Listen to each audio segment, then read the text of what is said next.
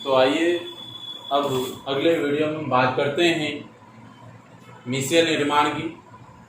देखिए, मिसेल निर्माण की विधि समझाइए अथवा साबुनीकरण की क्रिया को भी समझाइए, यानी साबुनीकरण किसे कहते हैं ये भी इसमें पूछा गया है। और साबुनीकरण क्या है इसके बारे में विस्तार से हम आपको अभी बता देंगे। हम यहाँ पर अभी फिलहाल बात करते हैं कि साबुन का मिसेल निर्माण किस प्रकार होता है। अर्थात जब कपड़ों की धुलाई की जाती है तो उस समय कपड़ों की तेलीय मैली गंदगी के साथ साबुन मिसेल निर्माण किस प्रकार करता है। तो देखिए, साबुन के अणुओं का जल में आयनन निम्न प्रकार से होता है। अब मैं आपको बता दूं कि सूत्र ये है आपके RCOONA। आर का मतलब है कि ये इसकी श्रृंखला का चिन्ह है कि श्रृंखला कार्बोक्सिलिक अम्ल की इधर बढ़ेगी, इधर सोडियम जल स्नेही सिर वाला भाग होता है जो इधर की ओर बढ़ेगी।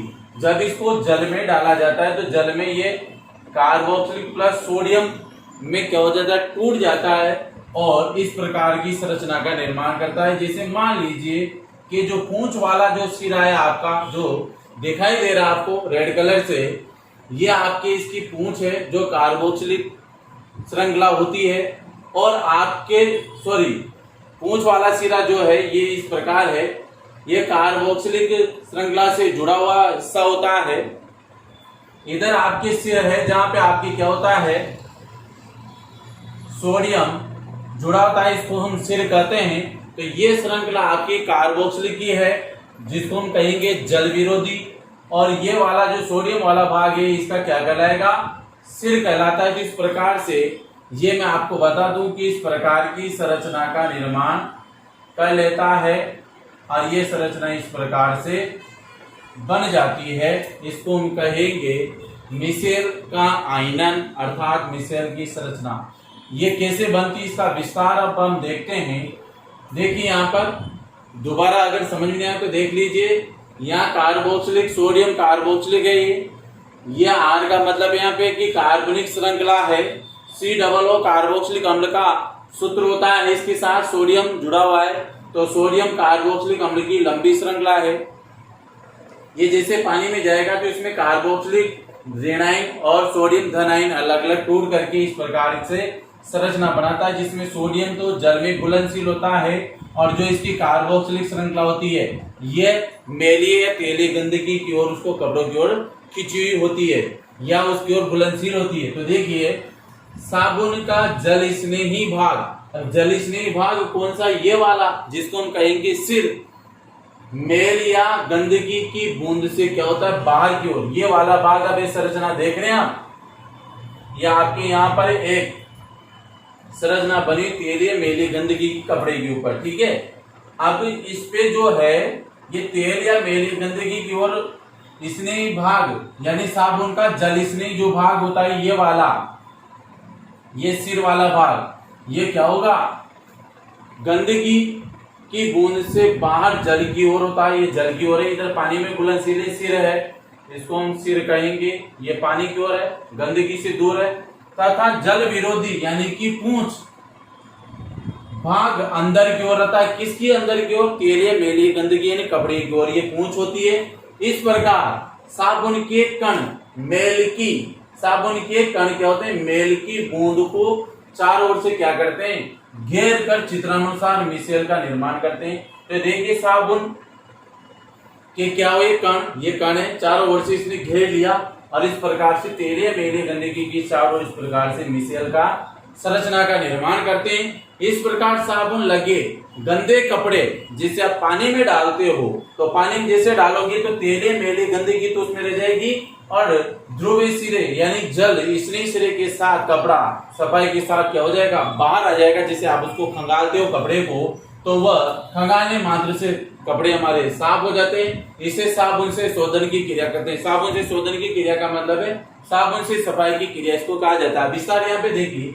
मान लीजिए चिकनाई का आपके धब्बा है, इससे ये कपड़ा है आपका, इस कपड़े के ऊपर धब्बा लगा हुआ है।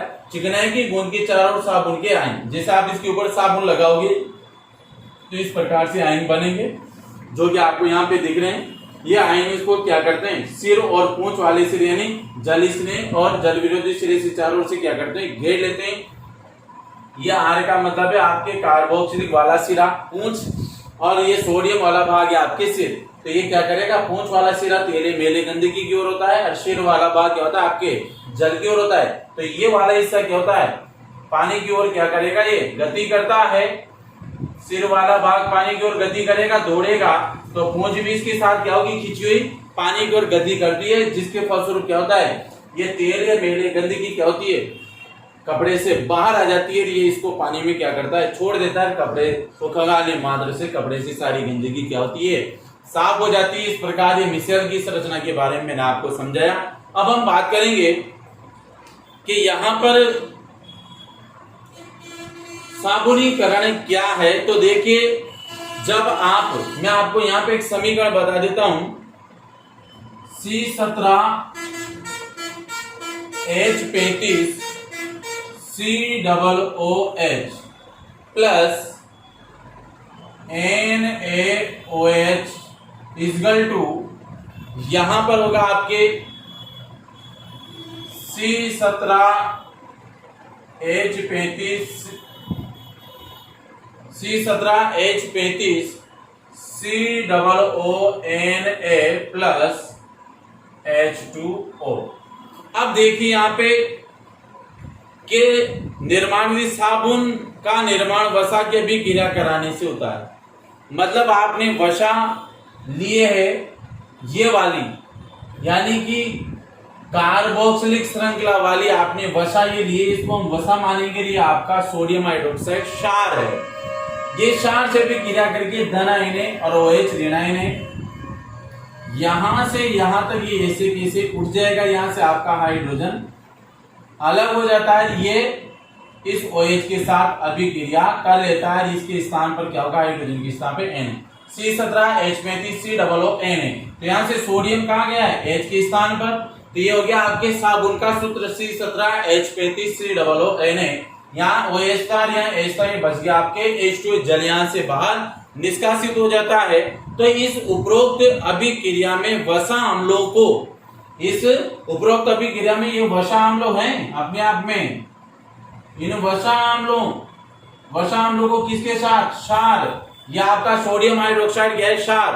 तो वसा अम्लों को सोडियम हाइड्रोक्साइड के जले विलयन के साथ जब आप गर्म करोगे तो उससे क्या होता है, साबुन बनाया जाता है। यानी इसको इसके साथ गर्म करने पर आपके साबुन का निर्माण होगा। क्यों, क्योंकि सोडियम हाइड्रोक्साइड में हाइड्रोक्साइड, यहाँ से हाइड्रोजन, तो जल तो यहाँ से क्या होगा, निष्कासित वाष्प बनकर उड़ जाएगा और आपके बचेगा क्या, से साबुन बन जाता है। और इस क्रिया को हम क्या कहेंगे, साबुनीकरण करते हैं। क्या कहेंगे, साबुनीकरण। यानी सीधी सी बात है कि वसा अम्ल और क्षार को गर्म करने पर उससे क्या होता है, साबुन बनता है, और इस क्रिया को हम साबुनीकरण कहते हैं। क्लियर, ये आपको समझ में आ गया होगा वैसे। तो इसे कहते हैं मिशेल की संरचना। Clear, that's all.